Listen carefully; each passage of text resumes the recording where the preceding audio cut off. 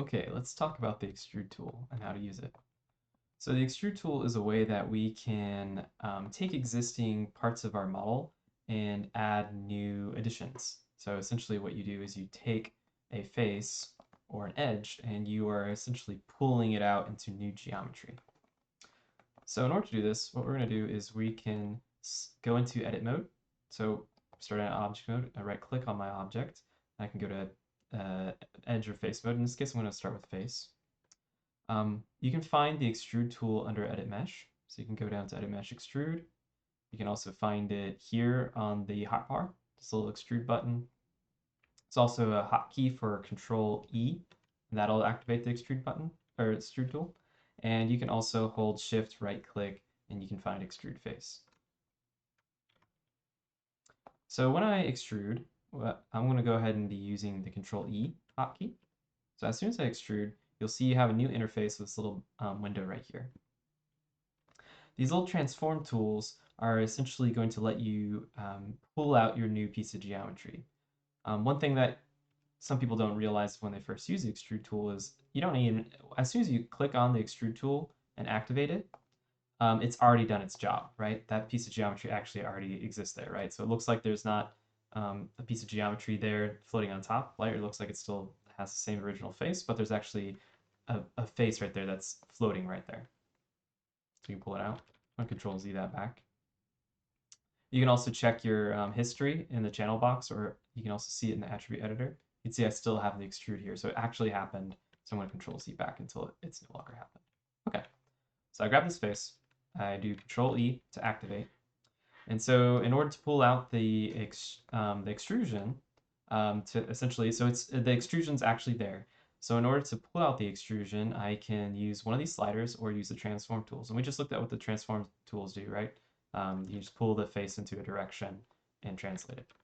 In this case, I'm going to be using and playing around with some of these sliders here. So thickness is, for this instance right here, looks like it does the exact same thing. But we'll take a look at it later because local translate Z is the same thing as pulling on this right here, right? In translate Z, it's going to be, let's go ahead and take a look at this with multiple faces. So I'm going to grab these three faces, Control E, right? And you'll see when I drag on this translate Z or the local translate Z in the slider, you'll see that they're actually not moving all up, right? So these ones are actually kind of moving this way, these ones are kind of moving this way, and this one's kind of moving this way, right? And so that's because each of these faces has a local direction of Z pointing out away from them, right? So you can imagine the local Z is essentially the direction that's straight off the face, as if you planted a flagpole straight into that face. That's the direction it would be pointing in. Okay, so we can do translate Z. Let's try instead thickness. So here's where we can see the difference between translate Z, right, and thickness. You'll see thickness, it's when I do translate Z, it's actually kind of averaging out some of these in between vertices between edges when I'm doing multiple faces. And if I do thickness, then it's going to try to keep that distance or that thickness from here constant, right? So it kind of preserves the shape as I'm expanding it out.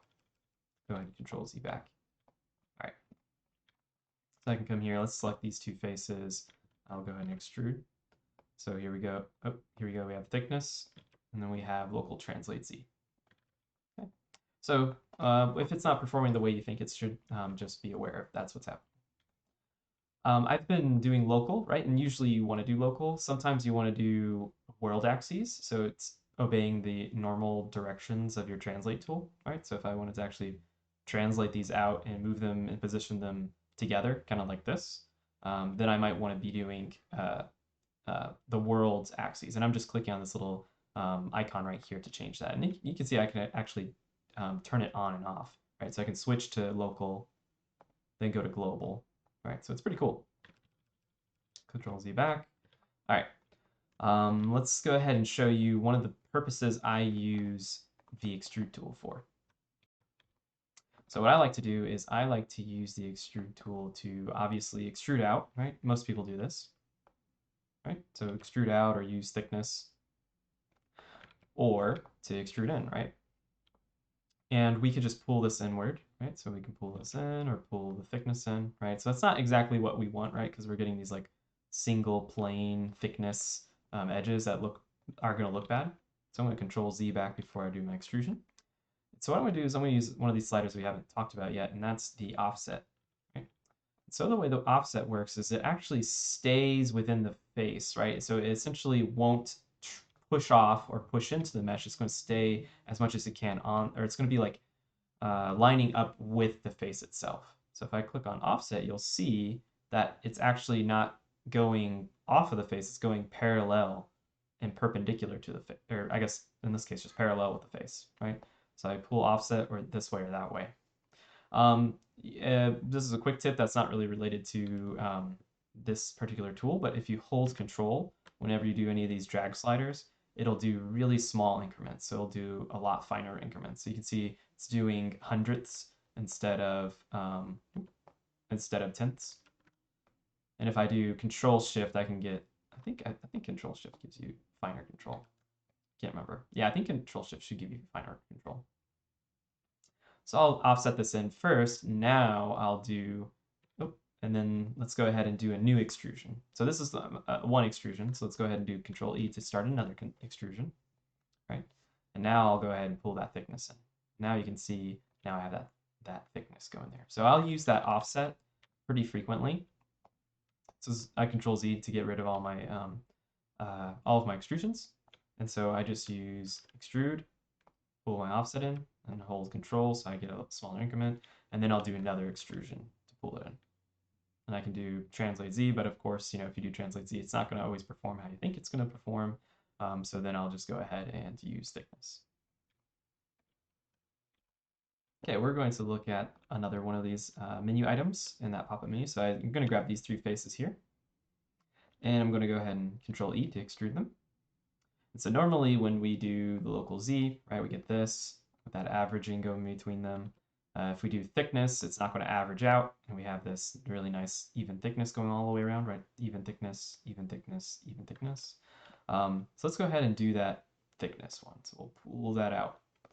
And so there's this option right here for keep faces together. If I turn that off, what it's going to do is actually going to extrude these out separately, right? So they're not actually going to be connected together. And so they're going to be kind of the same thing if I do translate or thickness, because there's no averaging needing to be done between faces. But especially if you're, let's say I have like, if I wanted to create like a spiked ball, right? I might want to do something like grab. This is going to look kind of ugly, but we're just going to try just to demonstrate to you. All right, so I'm just going to grab a bunch of faces, extrude, right? Pull them out. Let's go ahead and do thickness. And I'm going to do keep faces together off, right? And so this might be the start of something else I'm doing, right? Where I'm going to start rotating and doing some more tweaks to it, making these look more like spikes. But if I wanted these to be separate, that might be how I would start from there. So we're going to look at another option here, which is the divisions. So what I'm going to do is I'm going to extrude out. Let's go ahead and just use local translate Z. Here's another opportunity for me to talk about another way you can manipulate these menus. So we talked about the shortcut for this is using Control or Control Shift. There's also this little dial right here that when you click on it, it's changing, and you can, if you hover over here, it says right here, switch between slowest, slow, medium, fast channel slider settings. So with certain settings, like for instance, if I'm going to do local translate Z, I probably don't want it to be fastest, right? Because you'll see when I do the fastest, it's extruding really quickly, right? And in large increments. And if I do slowly, there we go. That's a little bit better. So it really depends on the scale and what you're working at, but that's another way that we can change how quickly these sliders are changing. So I translate this Z out, and then I'm going to do divisions. And so the way the divisions work is that I'm going to go ahead and increase this to the fastest, is that they add subdivisions between the original face and this new extrusion. Right? And this is just, this in a lot of cases is just handy for giving you subdivisions where you know you're going to need subdivisions without having to switch over to like the multi-cut tool or the insert edge loop tool. But there's another reason why we want to take a look at this. And we'll take a look at it in a second, but first I want to go back to looking at some options for this. So over here, we can either access our options for extrusion inside of the attribute editor or the channel box. Like most of our tools and operations, there's different options available in both of them. Personally, I like to use the channel box. And so even after you do your extrusion, um, it saves it in your history until you delete your history. So the latest one I used is Extrude 5. So you can see in here, I can actually go ahead and start manipulating my extrusion even after I created it. So we had those translate values. These are going to be global or world translate values. So if I grab these, if this is going to rotate along the x-axis, which is going that direction, right? Y-axis. You'll see with those subdivisions, it's pretty nice because it's actually, let's go ahead and translate this in the x-axis, or z-axis too, is those subdivisions, this isn't working perfectly, but those subdivisions actually will interpolate between the original face and the new face. Let's go ahead and rotate that a little less. So you can see those subdivisions that I had added. Let's go ahead and bring them down a little bit. Will actually kind of match a little bit of a curvature or change the shape a bit. So it takes some getting used to. So let's go ahead and I'm going to set those back, that one back to 0. Oh, there's a pivot point so that you can change the actual location of your pivot for that extrusion or that rotation. Let's go ahead and set that back to 0. All right. We also have local values. So let's go ahead and delete this. I'm going to create a new cube. I'll grab these 3 faces. I'm going to extrude them out, use thickness. Let's bring this down to a slower increment. Okay. Use thickness. I'm going to turn off keep faces together so we can see this a little bit better. So in this extrusion, I'm going to look in the channel box to find these values. And so you'll see I can change the local or translate these not only in the global, right? So these are all moving in the same x direction. And if I do the local translate x, they're all moving in their own translate x direction. What you might want to do in here, you could probably do most of these changes with the extrude tool, just with the manipulator, right? But in this case, it's kind of hard to do local rotations. So I could go here and I can do local X rotation, local Y rotation, local Z rotation, right? So if I wanted to get a twist on these, I could do a twist like that. Gonna add some subdivisions to them. You can see it's going to get a twist to it. We get a little bit of taper to it. There's actually a taper option, but we'll talk about this in a little bit. But I can get a little bit of taper of it just by bringing the offset down, right? So you can see it goes from thick to thin. So we're getting this complex kind of twisting going on. The local rotate, added some divisions, and then we used this offset to kind of bring it a little bit lower. So up until now, we've been editing our extrusion options with the pop-up window that happens whenever we activate the tool. So I'll add thickness here, or going to the channel box, change my thickness there, or looking at it in the attribute editor, and we'll find the thickness right here. Set that to 3. Okay. The other option we can do is we can set the values before the operation even starts and change our defaults menu options or operation options. So in this case, what we're going to do is we're going to hold Shift right click, and we're going to first go to the face mode. Shift right click, and we're going to go to extrude face options right here. Okay. So you can see this is our default settings, right? We have one subdivision, or essentially no added subdivisions. We have an offset of 0 and thickness of 0. So when I click on extrude, it doesn't have any thickness, no offset, and the divisions is set to 1, right? So that's what's in there by default. Control Z back. I'm going to select this face, and I'm going to actually change these. So let's go ahead and add 5 subdivisions. Let's go ahead and give ourselves 4 Maya units of thickness, and we're going to set this offset to 0.5. Okay? And so now we can see here that whenever we do the extrude tool now, Control E or extrude face, it's actually going to apply those new default settings I had set in here. So this is really handy when you know you have a very specific value you need to get to. So let's say I need to make a spike on this object for some reason, and I knew it had to be exactly 8 Maya units long, right? I could set this thickness to 8, click apply, and without having to do any measuring or anything like that later, I know that this is exactly 8 Maya units long. Or if I want to apply the same extrude operation, so adding these spikes to multiple objects and I want them to all look exactly the same, this can be really handy as well, right? Just as I've been showing you just now, is I can, anytime I go ahead and extrude now, well, that one's a little funky because it's the size of that face is a little bit different. But anytime I add that extrusion now, those are going to be exactly the same size.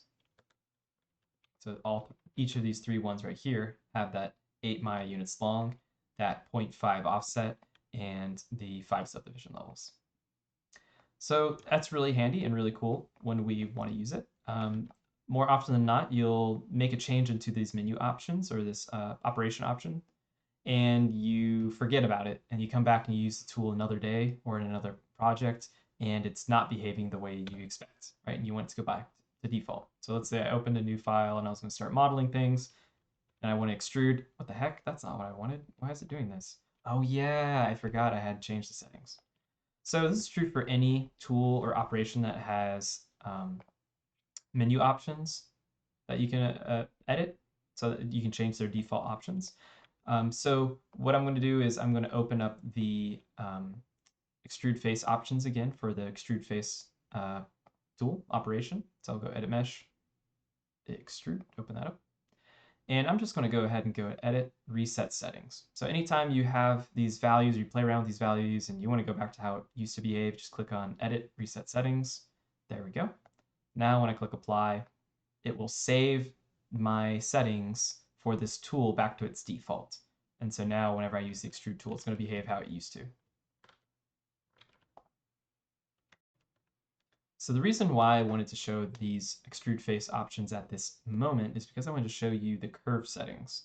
And so by default, the curve settings is set to selected. And what that means is if I have a curve selected while I also have my face selected and do my extrusion, it'll actually have that curve or that face extrude out and follow that curve. And so we'll have to create a curve in order to do this, but I wanted to show you guys where these settings are. And when we do this, extruding a face to follow a curve, this will give us the ability to use these curve setting options, taper and twist, which up until now haven't done anything for us.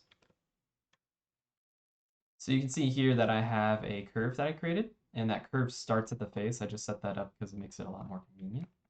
And so if you actually have a curve selected and you go ahead and right click on your model with that curve still selected, go to face mode, select your face, I just shift select that. You'll see that goes white because now I have the curve selected and this face. And I go ahead and extrude by pressing Control E, you'll see that face actually snaps to the end of my curve.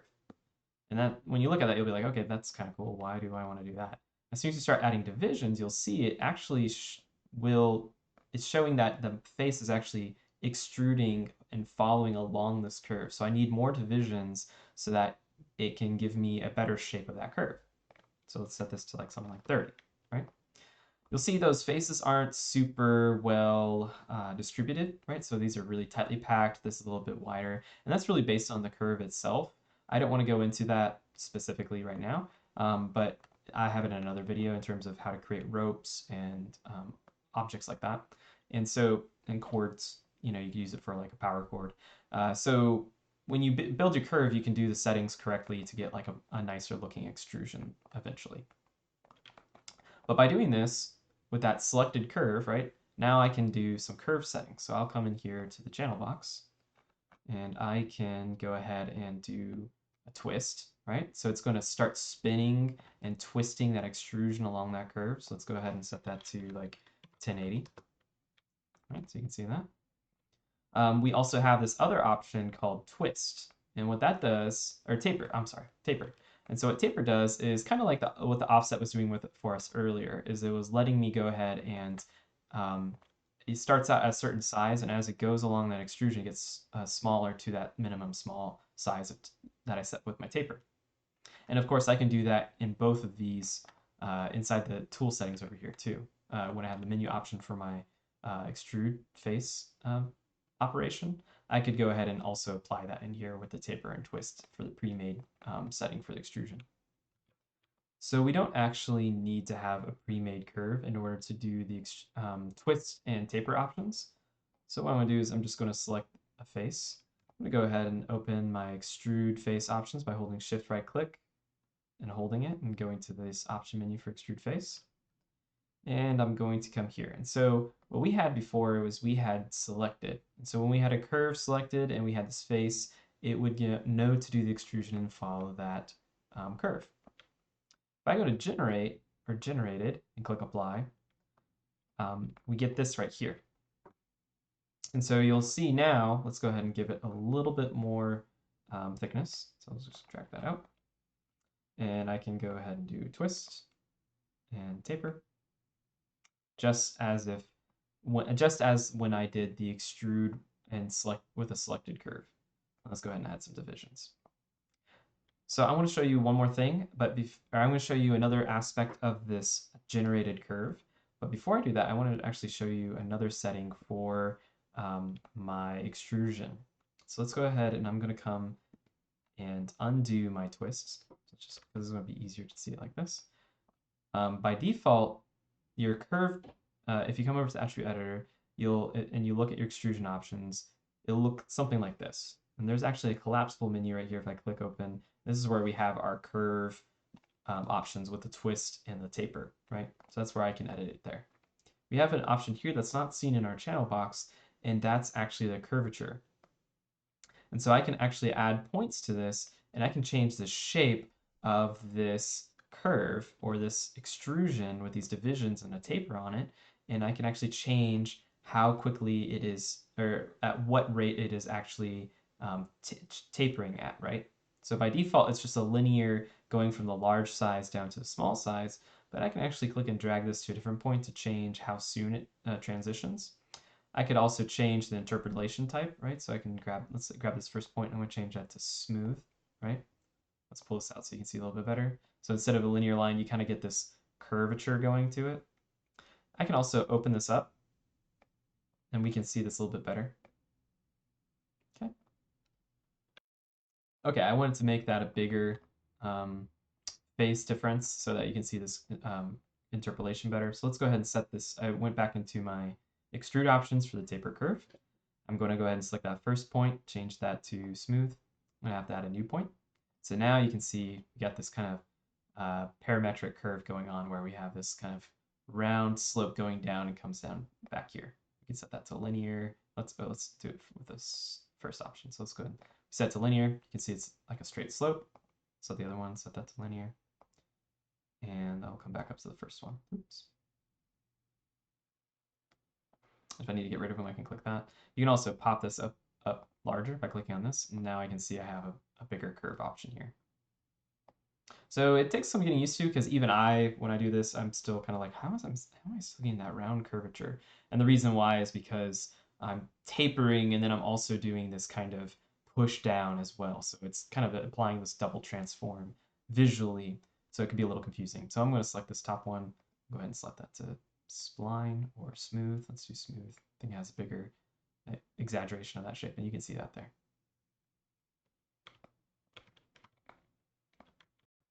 And unbeknownst to us, because we can't see it, is there's actually a curve. And so because we generated our own curve instead of using a selected curve in order to get this, there's actually a curve that it made for us. So I'm going to go ahead and select that curve. I'll go to outliner, grab that. You can see poly extrude face curve. So unbeknownst to us, because we can't very easily see it, is there's actually a curve sitting underneath this. And that's because we use this generate option in the extrusion, right? So that we could access the taper and twist. It had to create a curve for us. Normally, if I had a curve already created and I use the selected mode, I would already know I had a curve. But in this case, when we did generate, it creates a curve that's underneath our mesh. But we can't see it, right? Because our mesh is covering it up. So what I'm going to do is I'm going to come up. You could either do wireframe, right? But I'm going to use X-ray. So I'm just going to hover over that, X-ray, click on that. And so there's our curve. Problem is, I can kind of click on it, but in a lot of cases, my object's kind of going to kind of get in the way. Let's go ahead and close that. We don't need that anymore. So in order to select it, I'm going to open up my outliner. I'm going to go to poly extrude face curve. Okay, and I'm actually going to change the component selection mode. So normally, in order to change to a different component mode, you would right-click, and then you would choose to go from object mode to something else like vertex, edge, face, right? And that's probably one of the easiest ways to do it. But the problem is because this object's sitting on top, it's hard to do it through the 3D viewport. So in this case, I'm going to actually change how I'm moving between object mode and my component modes, and that's up here. So up at the top, we have all these menu items, right? Or these short keys and hotbar stuff. And so there's these ones right here that are the selection by type, whether it's an object or a component or hierarchy. So in this case, when we're in object mode, we're in select by object type. And if I click on select by component mode, you'll see whatever I have selected, it actually switches to an edit mode depending on what I have clicked here. Right, so if I have faces, if I have hull, right, so this is hull, which is essentially moving the whole curve object. I'm going to go to point, which is the first one, and what that's going to do is it's going to let me move the individual curve points of that curve it had generated, right? And you'll see here, actually now I'm able to edit the shape and the curvature of my extrusion by editing the curve that it had created before. So one thing I haven't talked about so far is that you can actually extrude edges. So I can do Control E to extrude that out, right? On an object, a three-dimensional object like this is a really good thing to do, right? Because you have this three-dimensional hull object that has, you know, a volume to it, and then so up until now, we have been extruding faces, but we can, of course, also extrude edges. So if I go ahead and grab that and extrude it out, we're getting pretty much the same thing that we got with faces, and it does just about everything you would expect. Right? So I can go ahead and extrude it out, move it around, do everything I want to do, just like I could um, with the face extrusions, right? And then I can just switch to a different mode, right? So let's select all of these, and then I can just extrude it and then give myself some thickness. And I have my tool settings that I'm gonna have to change from it. So let's go ahead and select all my faces. Just grab all these. Hold Shift right click, go to those options, and I'm just gonna reset this. So reset settings, apply, okay. And let's go ahead and give this some thickness, right?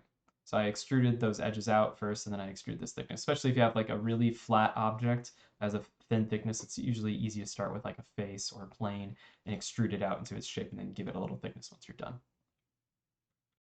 You can also extrude by vertices. It's a little bit weird and complex, but you could definitely do it. It's something that I probably wouldn't, I don't find myself doing very often, but you can certainly do so if you know, if you have a purpose for it and you know what you're doing. So you can see here, I'm extruding a vertice and I'm being able to add subdivisions and do all that, like I was normally able to do with the edges and the faces. Only problem is with doing this, when you do it with an edge and a face, often you're still working with quads. In this case, now I have n-gons. So I just want you guys to be aware that it takes a little extra cleanup or know-how to know when you're using it and why you're using it.